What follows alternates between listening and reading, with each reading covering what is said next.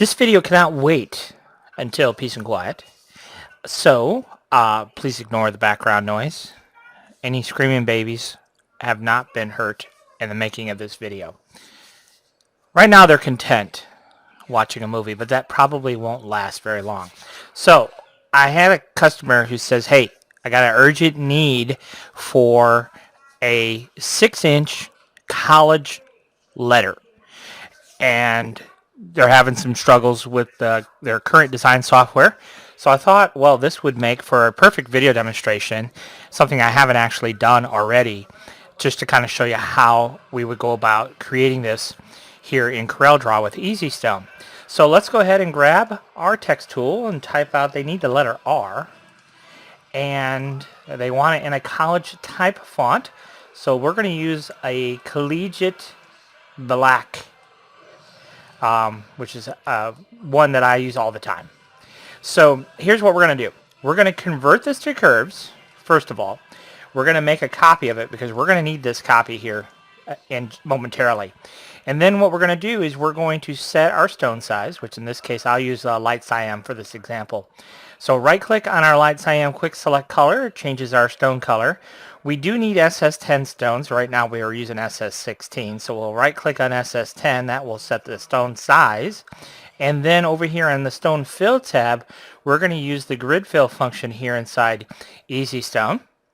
And that will more or less create our letter, more or less. You can see up here there's a little bit of work to do there, but more or less our letter is created. We're going to go ahead and delete that part of the letter now, and then what we're going to do here is just fix up this angle a little bit. So all we're going to do is just offset a couple of stones, and now you have a nice chiseled end there. We're going to get rid of that stone because I'm just going to have a squared off here. Now I'm actually going to change this up just a little bit, possibly. I just want to look and see what we got here. If I select these, you can see I have 9 objects going horizontally. Right here, I have 7 objects. Right here, I have 8 objects. So I'm going to tell you one thing I'm going to do right now. I'm going to even this out. It's the architect in me that can't have it. So this is 9. This is now 8. And this is 8. And this is 8. So everything is 8 but this. So maybe what we'll do here is we'll make it all 8s. Just click and drag. So now this is also 8. Or no, this is 9. Why is that 9? Oh, I know why. Because we have duplicates sitting on top of one another. Okay. So that is 8. Vertically, what's this? That's 7. And what's this? That's 7. See how this is offset 3 stones and 3 stones and 3 stones, and this is 2? Let's just offset it 3. See what that does for us. So this is, we decided that was 7. So what would happen if we made it 8? Let's just bump it up and see once. If we make it 8, what difference it'll make. So we'll select those 3 stones. And let's go ahead and select that. We'll just select that whole row. So now everything is 8. 8, 8, 8 going here. There's 8. Here there is 8. So everywhere there's 8. Not that that's really that important, but I like to have all symmetrical. So let's go ahead and check spacing. That will get rid of all of our overlapping stones, which they are now all gone.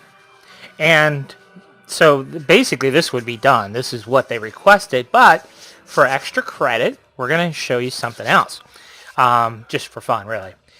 We have this duplicate R, and what we're going to do here is we're going to create an outline for our letter R. And so we're going to take this vector shape that we have here, and we're just going to copy it and set it right. Take this and set it right there at the corner. Now if I double click on this, I move into my shape tool. I like to call it my node edit tool because that's what we're doing. We're editing these nodes. And we're going to go to the center point there, to the center point there, there. Here we're going to go to the center point there. We need to add a node. Double click on our line. There. Over here. There. Down here. Come up here. Over here to there. So you can see really simple little tiny edits right there to center, center, center, center, center, center. Super simple. There. Delete this one. Just double click to delete a node. Double click to add. So you double click an existing node to delete it. Double click on the line to add. So you can see so far so good, right? We've made it pretty simple to do. Whoops, wrong stone. We got to move it in one. There we go. Anyone with any kind of CorelDRAW skill level, I think you can agree, can make this happen pretty simply. So, now that we have all of our outline in place here, just about, there we go. So now we have this outline in place. So that's good. Now what we're going to do is we're going to create a contour. Here in the stone fill tab, we have an advanced offset option, which allows us to, let's go ahead and select our black letter here, and go into the advanced offset options right here. That's what this little blue-green button is. It'll pop up these island fill offset values. Now, what we've done is we've created a calculator of sorts. The amount of offset you don't want to have to sit and think about. So the stone of the fill is 10. So we're going to be looking at this column. Do we want to go from 10 to 6, 10 to 16, 10s to 20s, or 10s to 30s? Whatever option we chose, when we create our new path to apply stones to, it's going to be offset exactly the amount that we need. So all that functionality is built here into EasyStone, so we don't have to think about anything. We just click and do. So we could go from 10 to 6. So here's the concept. For our outline, I want it to be, this is a big letter. This is a 6-inch letter. So it's going to use a good hunk of sticky flock. So if we want to do the outline, then what I'm going to do is do the outline in SS16s or 6s, one or the other, so that I can have one template and not have the expense of cutting 2 templates, number one. But then number 2, I don't like fiddling with more than one template when I'm making a transfer, if at all possible. So it's time consuming, and you have to get everything lined up just so and all that. So if we're creating just one template and lifting our stones off all at one time, that's a much better deal. So I want my outline to be SS16s for this example. And I'm not going to actually choose the 10 to 16 option, however. I'm going to choose the 10 to 30 option. And the reason I want to do that is for my personal design taste, I want a little bit of distance from the fill. But let's do the 10 to 16 first, just to show you what I'm talking about. So we'll do 10 to 16. Because we're offsetting to the outside, we right click. So when we click on create offset, we right click.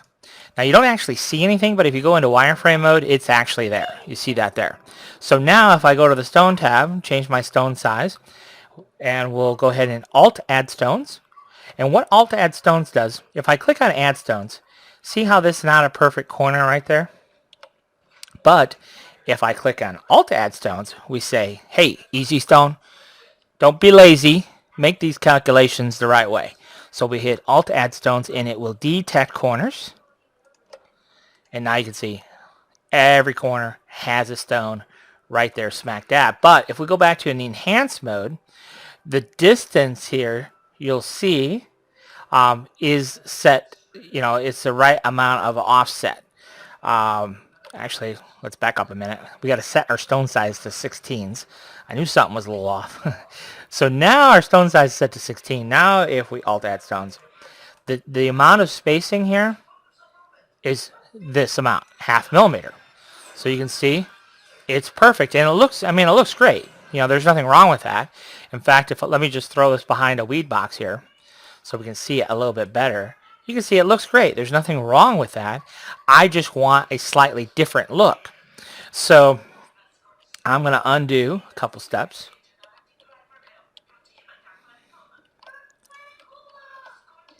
There we go. Now we're back to,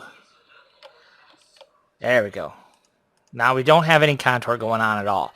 So we'll select our black shape again, go back to the Stone Fill tab, back into Advanced Offset Options here, and we'll take a look at something here. So we're going to offset 10 to 20, right click on that offset, and then we can go ahead and apply our SS16 stones to that.